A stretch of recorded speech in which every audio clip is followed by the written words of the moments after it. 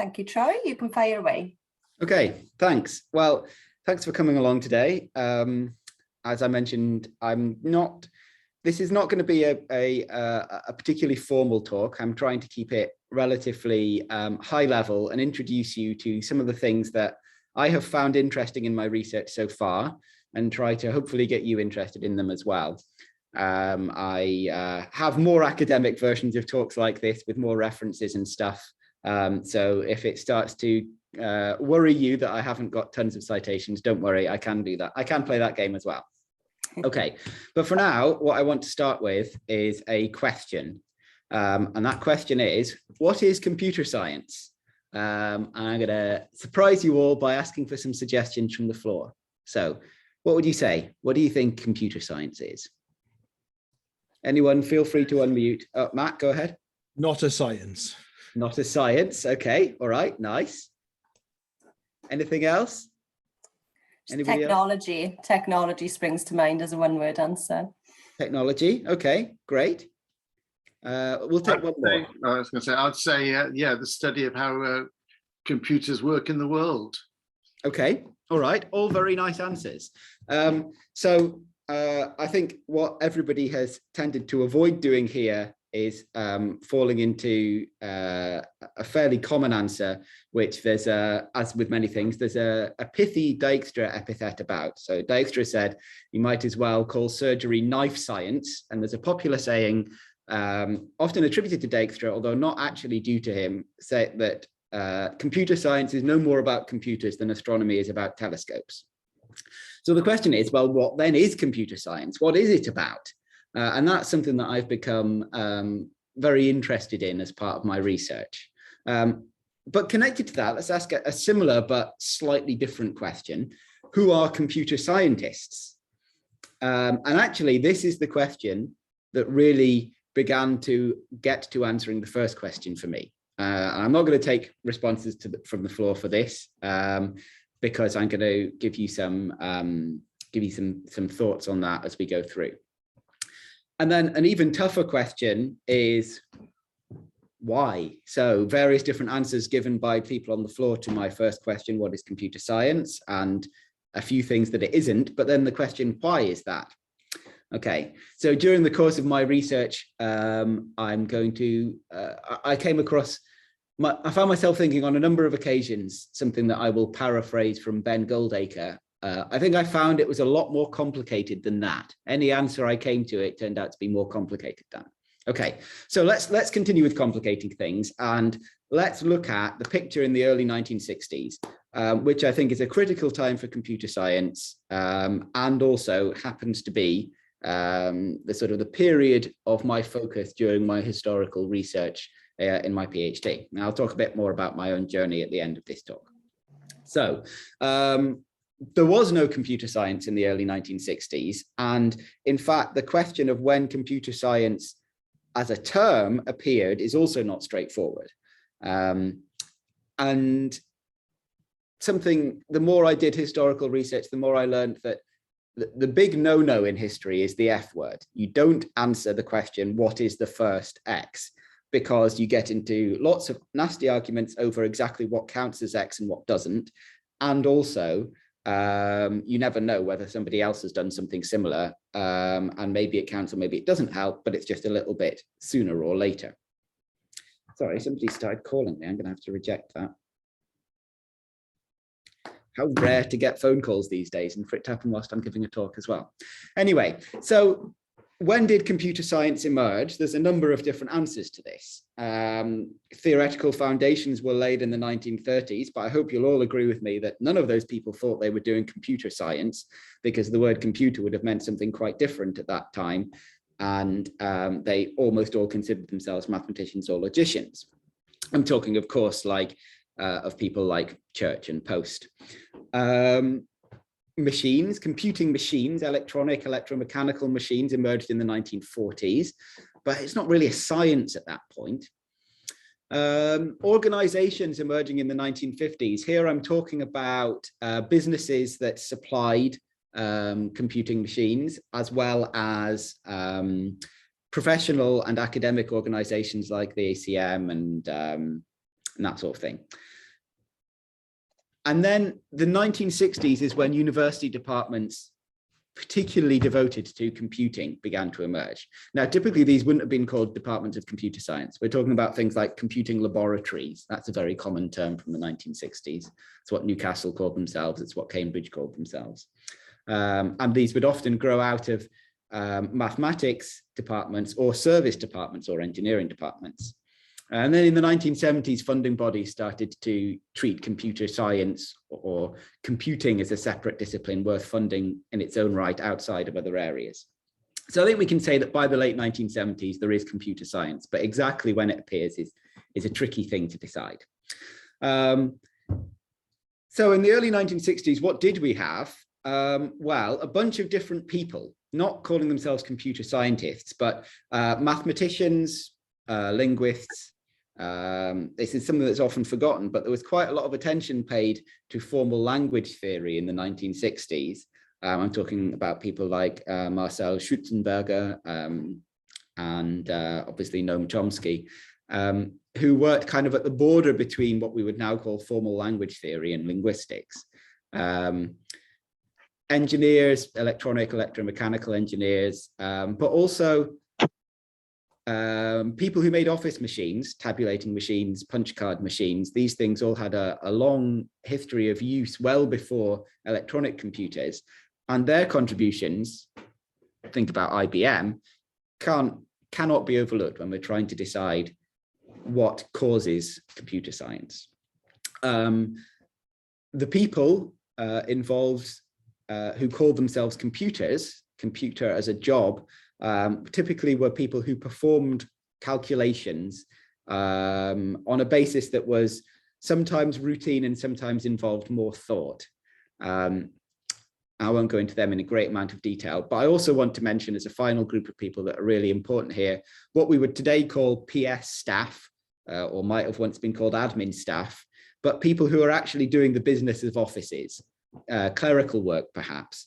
And I think that they're a group that also shapes the early development of computing in a significant way. Although I'm mostly going to focus on the top three people here. So having said, look, this isn't all just about academics, I'm going to talk quite a bit about academics in this. Now back over to the left here, programming languages are emerging in the early 1970s as high-level programming languages. I'm talking about abstractions away from the basic codes that and basic instructions that control machines. And these new programming languages offer a more straightforward and intuitive way to control machines, and take the business of working with computers away from deeply, extremely technical people and make it a bit more accessible. This is what enables business computing in a more serious way, as well as a wider variety of people who are scientists or academics to become interested in using computers for their methods, for their problems. There's this period is the period moving away from, as Grace Hopper said, in the 1950s, the only way to program was to write things in octal, and moving towards the time of compilers and things that allow you to work at a higher level of abstraction and then have your programs translated or compiled to be run on actual physical machines. But this causes a problem. And the problem is what I would call an ontological gap between the connection between the high-level program and the thing that's actually happening on the machine.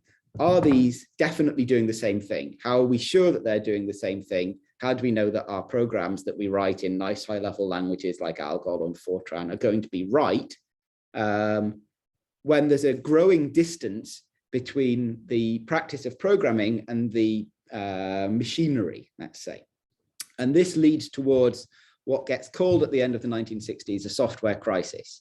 Now, Tom Haig has done some good work here explaining that in some ways the software crisis narrative was manufactured by a small group of people whose agenda it suited to be able to motivate doing more stuff with programming.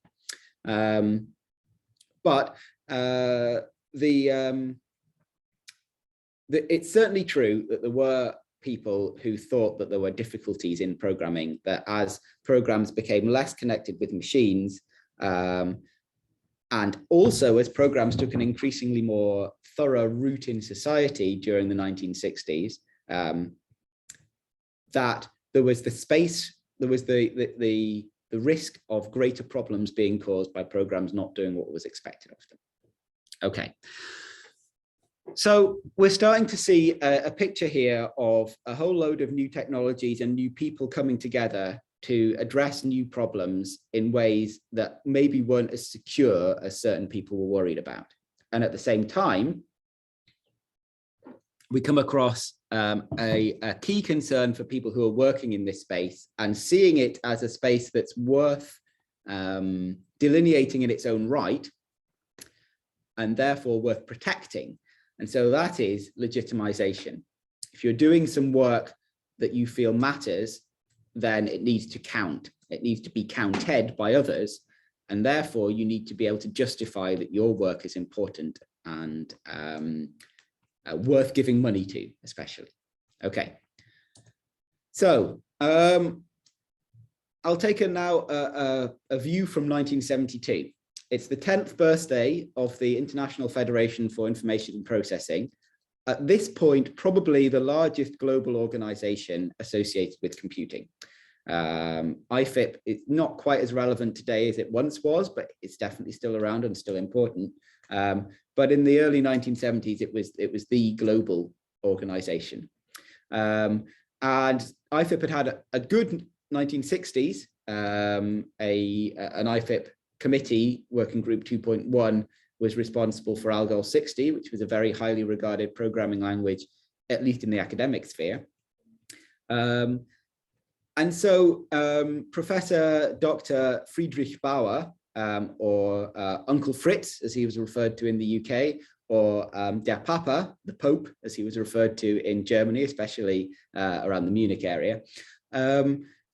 He was the one who gave the opening address, and he spoke about the history of computation, starting with pebbles, rocks, abacuses, and then brought it all the way up to Algol 68, which he presented as the pinnacle of computing achievement to date. It was the programming language, the successor to the highly regarded Algol 60, and to be properly presented, it needed a state-of-the-art. It needed all of the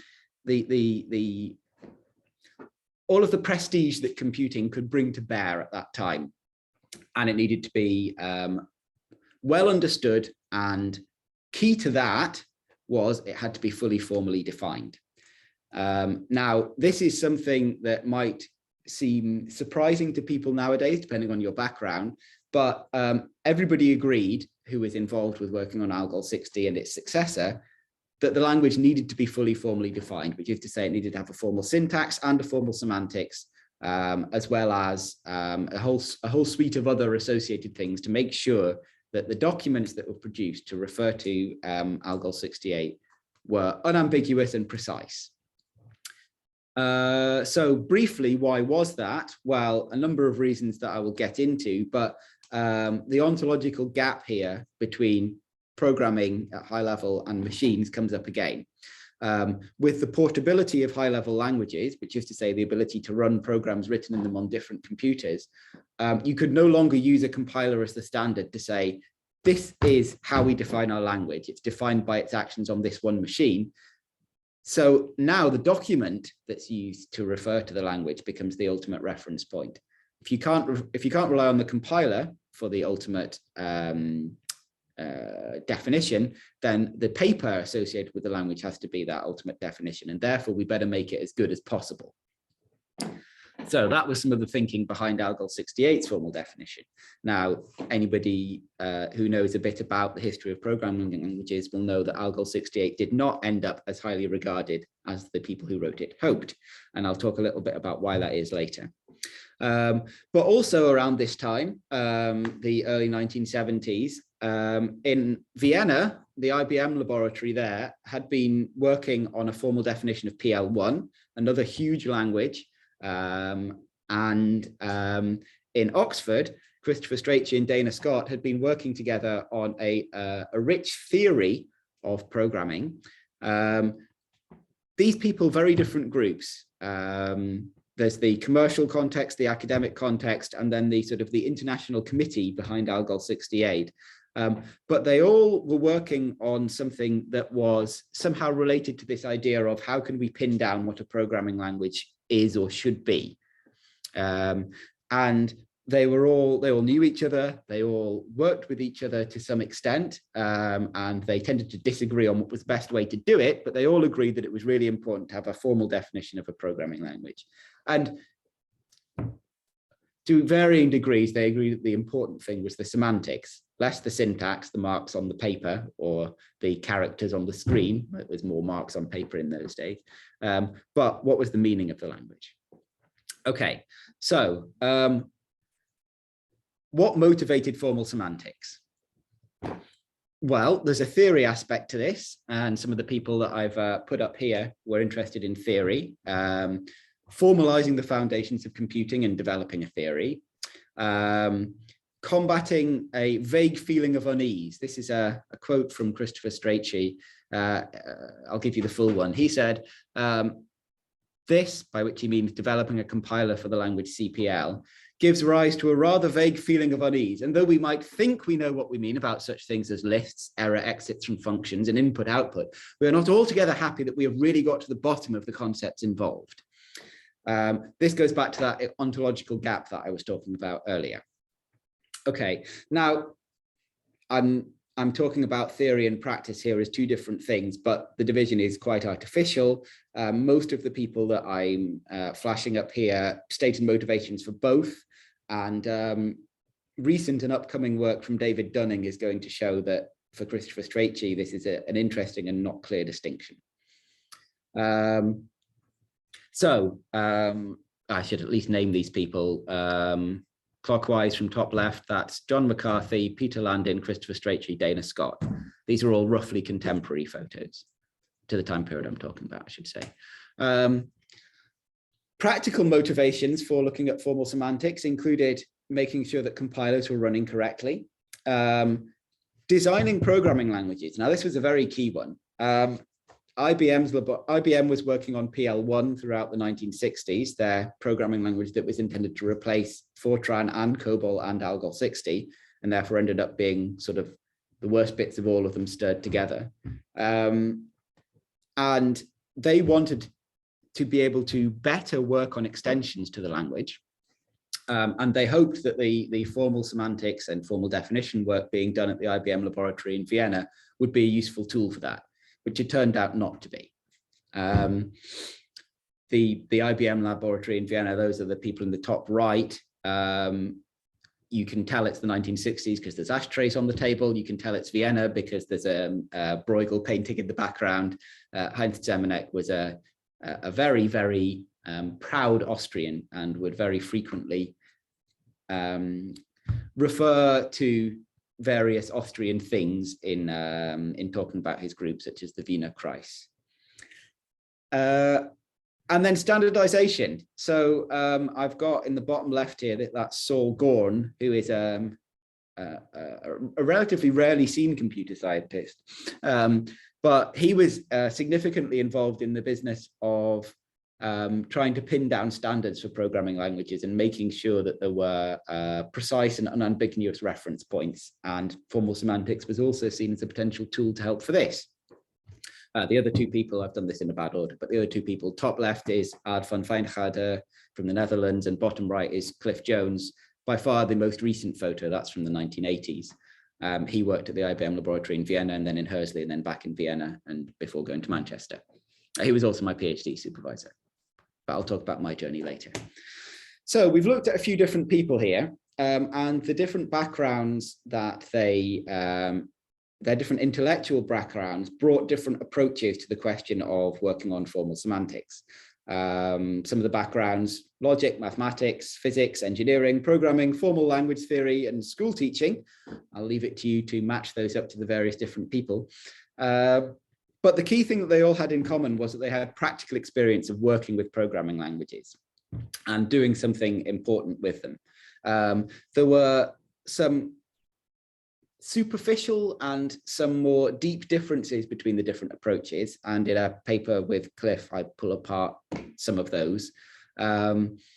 But there's also some significant similarities in approaches, which in a sense is because they're addressing similar problems and shared some intellectual backgrounds. But a lot of the superficial differences, by which I mean notational and sort of choice of basic objects, had some serious impacts on the usability. So what's difficult then? Well, we're talking about the difficulty here. We're hinting at some of the problems. Let's start actually by talking about Strachey's response to this point. So Strachey talked about here, this is an interchange at an IFIP working group. Strachey's making the point that the kind of concepts you're addressing can be more easy or hard depending on the choices that you make, the design choices you make. He went on to say that assignment is hard to model in lambda calculus, but recursion is hard to model in other kinds of frameworks. And yet both are used easily enough in most programming languages. And Hoare's comment is in response to criticism that his newly presented axiomatic semantics was addressing only very simple language constructs. And he said, yes, but well, difficult things are difficult to describe. So what is so difficult? So I'll briefly cover a couple of the difficulties here. One of them is the question, the sort of the base semantic question. Does a new notation and a new system for describing something actually bring meaning? The quote in the middle here is from John Backus, who's one of the people that worked on Algol 58 and 60 and also on Fortran. He said that basically because of the amount of stuff that you have to wade through to try to understand how a programming language works, it's really hard for you to work out what it's supposed to do. And you have to learn not only the language, but also this stuff all around it if you want to actually be able to use it. And his point was, well, people can't really do that. McCarthy's point in response to the criticism that by giving somebody a new set of notations to learn, you haven't explained anything. Well, he says, well, you can't explain anything to a stone. You have to have some shared base knowledge, and that people had leveled all these accusations about Tarski's semantics of maths and mathematical logic, which had been successful. Okay. Exactly how widely applicable that is outside of some niche areas of mathematics is questionable, and maybe we'll see a similar thing appearing here with programming language semantics. And then there's a very basic, practical, pragmatic problem. On the right, this photograph is of Cliff's copy of the third version of the Vienna's definition of PL1. All of those volumes define one language together. They each define different aspects of the language. There's about probably 600 or so pages there, maybe a bit more. The thickness is about, oh, you can't see so well, about that thick. And to give you an idea of what the paper's like, it's basically cigarette paper. You can see right through it. So there's a lot of stuff there. And you might begin to see why that could be off-putting, especially for a commercial context like IBM, who were hoping that this amazing new tool for working with programming languages could be given to some of their clients. They didn't think that so much after they saw the first version. Here's another problem then. This gets to a fundamental problem. Sorry, no, that's not that. I've skipped ahead to a different slide. This is another thing about notation and the problems that a complex notation has. I just like this particular quote because it shows that even in 1967, Brian Randall still had that slightly incisive wit that he has today. Vlad Tursky says, they're talking about Algol 68. We decided the proposed description method is a milestone in the development of the language, and Randall says, a milestone or a millstone? And everybody has a good chuckle. Okay, so there's something coming out here which I think of as a kind of a confusion of medium and message, perhaps, in that the things that are being defined, Algol 68 and PL1 in these last two cases, are very complex objects. They have a lot of facets, they have a lot of modalities, especially. Both PL1 and Algol 68 have this this idea that the language should be modular in the sense that there'd be lots of modifiers you could apply to any aspect of it, and you should be able to apply the same aspect similarly across the whole breadth of features in the programming language, which makes it very hard to understand, let alone mathematically model. But the question is then, should the formal description be denigrated for the fact that it's long and complicated when the thing it's describing is also long and complicated? Is it a confusion of the medium and the message, or is there actually an irreversible connection between the fact that this thing is difficult and it's always going to be a difficult challenge? It's got to be at least somewhat complex, this this approach. Sorry, I've just noticed there's a chat message. Is it telling me to hurry up? No, Matt's saying he's got to go. Okay, all right. I will try to hurry up a little bit. I'm over 3/4 of the way through now, at least. So it's got to be at least somewhat complex. In another IFIP working group meeting discussing programming language semantics, you see 3 different kind of attitudes to this question of what I like to call the elegance expressiveness dichotomy. I'm sure other people have given it other names as well. The fact that you want your formalism, your toolkit, to be able to address complicated questions, because otherwise you're not dealing with the proper problem. But you also want to be able to be in some way parsimonious, in that you're not using too many different aspects, too many different components. That's what Lasky's saying here. And well, what happened in response to this problem? Towards the end of the 1970s, maybe even from the middle of the 1970s, there's a shift in the community of people that were working on programming language semantics and definitions. They began to move away from working on semantics and separating out the problem into different areas, including program correctness, concurrency, and type theory. And some people, particularly those influenced by Christopher Strachey at Oxford, worked on what they call building the semantics into the programming language itself, the paradigm we now call functional programming, all very influenced by classical formal semantics. And you can tell just from some of the names of the people who wrote on formal semantics that a lot of the big names in European computer science started working out in semantics in one way or another. I won't bother reading out all those names, but you might spot 1 or 2 familiar names there. Okay, so back to my first question. What is computer science? Well, one common response is answering the question, what can or can't computers do? And that's I would say, the more typically American view of computer science, and it gets towards questions of complexity theory and decidability and so on. But there's a stronger European and especially Northern European tradition of formal modeling and correctness. And I think a question here, what exactly are we working with, is maybe one way of saying it. So computer science is about asking, what are our computing tools, you might say. And one of those, of course, what Dijkstra called our most basic tool, the programming language. What exactly is that? Well, one way to address that was through using formal semantics. And though the problem was hard, the impact of the work was vital. Maybe the problem was even too hard. I listed some areas of research there that are all influenced by 60s and 70s work on formal semantics. But now let's go a bit more sort of history of science and say the key research questions and research agendas, some of which I've sketched out here, I think are critical for understanding a field. And assembling people from various backgrounds enables them to shape the future of the field. And we see an example of that here, a less common one is often discussed in computing, where a lot of it is about the people who built machines, which is an important thing.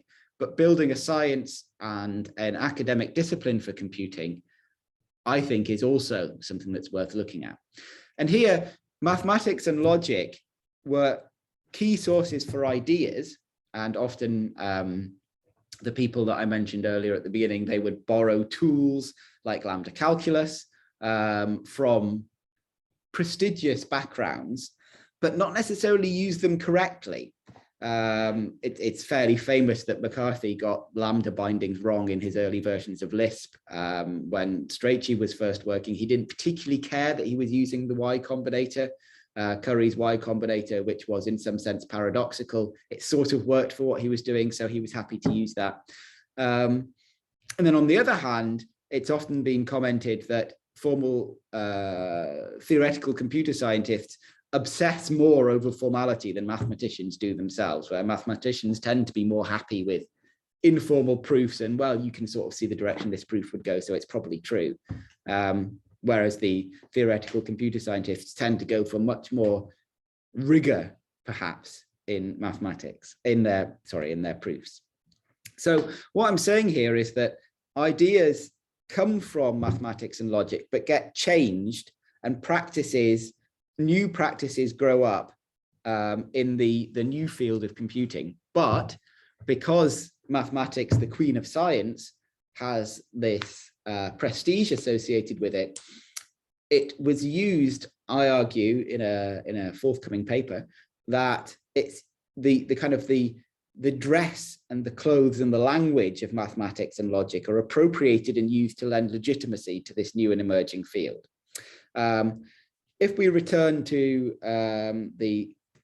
this slide here, all of these seem to embody some of the various ideals and principles of mathematics, but they're all slightly different. And so a question for the early computer scientists was, what ideals from mathematics are we going to embody, and which ones are we going to change, and how are we going to develop our own ones?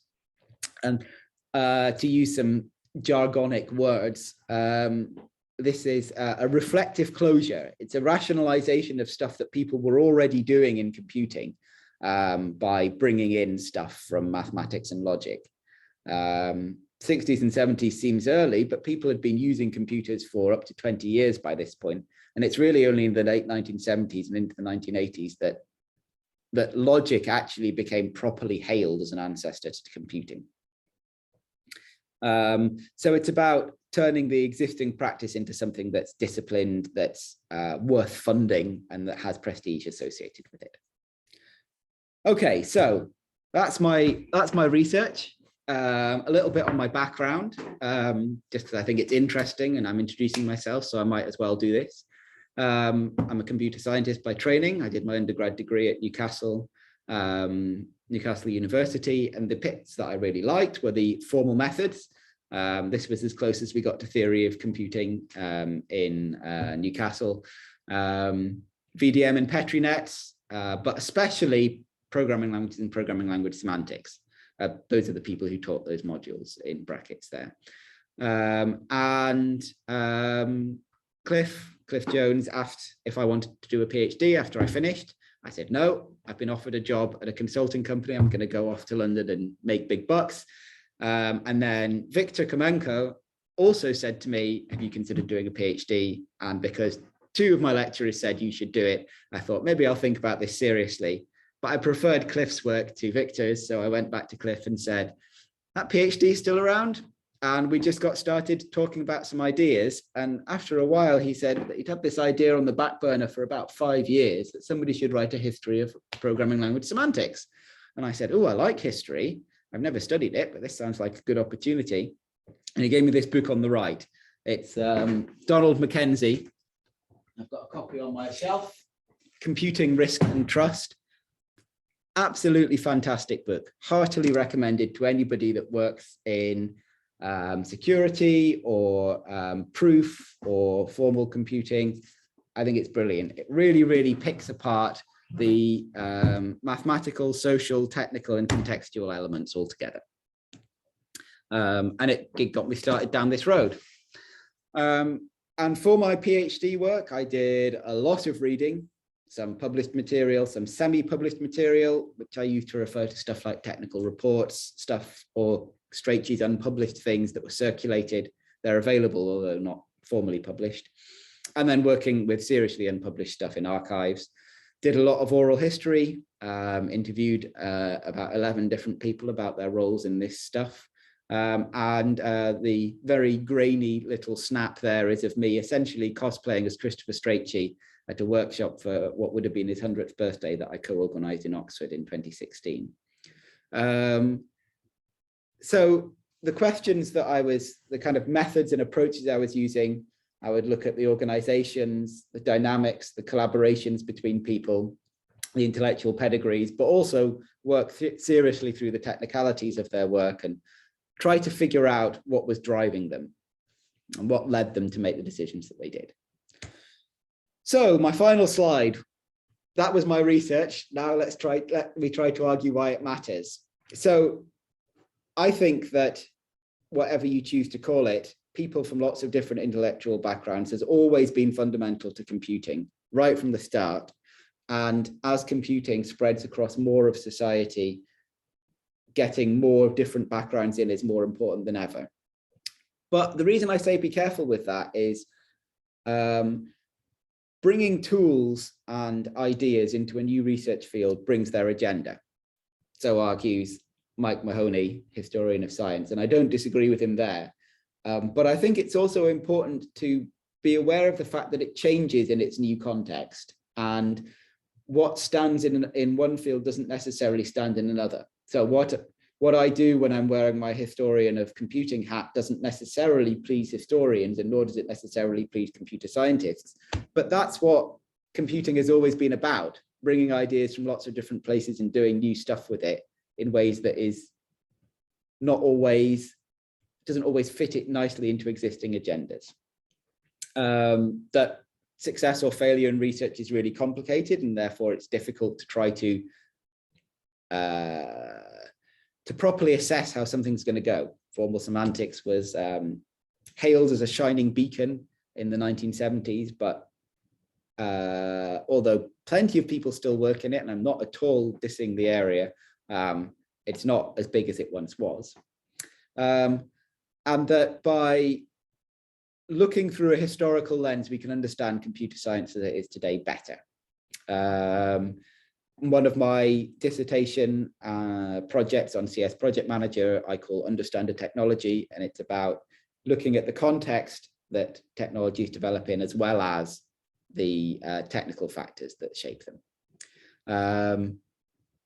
And I think the value of history of science research is both that it clarifies and that it complicates. So by examining and questioning assumptions about what computer science is and what it should be, we develop a deeper understanding by synthesizing together a multitude of different things. And finally, those points on the right there, those are some of the various different things that I was able to understand by bringing to bear both computer science skills as well as historical methods and skills. And I end with a warning: don't just believe what people write about their own work. Look at it, look at what they're actually doing, not just what they say they're doing, and where else they might have got their ideas from, not just the places that they say they got them from. Right, that's the end of my talk. I wasn't sure how long it was going to take. It wasn't 15 to 30 minutes, but hopefully it was enjoyable anyway. Happy to answer some questions and have a chat from here.